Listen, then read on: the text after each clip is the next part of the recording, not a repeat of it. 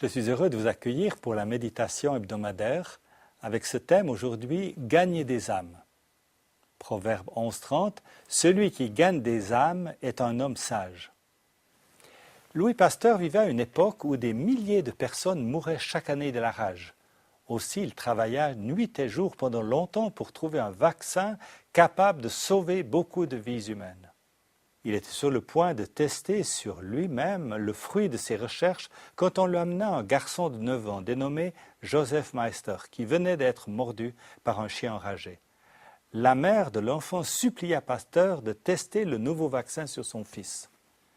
Le savant injecta son produit pendant une dizaine de jours dans le corps du petit garçon qui survécut.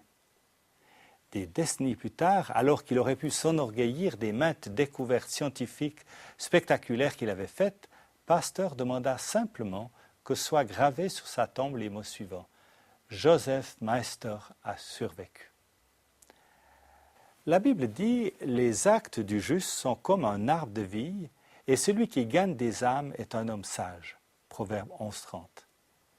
Que penseriez-vous d'un homme qui aurait découvert un moyen de guérir tous les cancers et qui refuserait de dévoiler son secret sous prétexte qu'il aurait mieux à faire?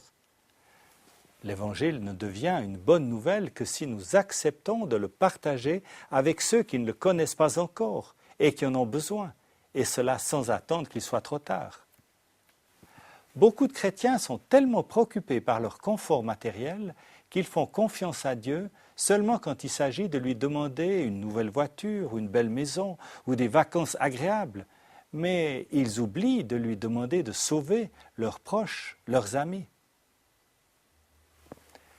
Nous citons peut-être le verset des Écritures qui dit « La foi, c'est une manière de posséder déjà les biens qu'on espère » Hébreux 11, verset 1.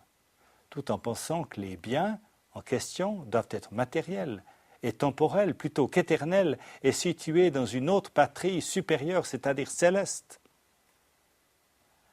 Nous sommes censés rechercher avant tout le royaume de Dieu et toutes ces autres choses nous seront accordées.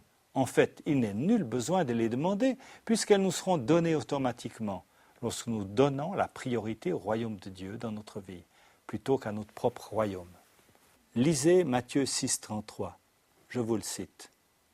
Recherchez premièrement le royaume de Dieu et sa justice, et toutes ces choses vous seront données par-dessus. Alors cette semaine, faites preuve de sagesse et devenez des gagneurs d'âme. Réfléchissez ces jours prochains à ce verset de Matthieu 6:33. Que Dieu vous conduise et bonne semaine.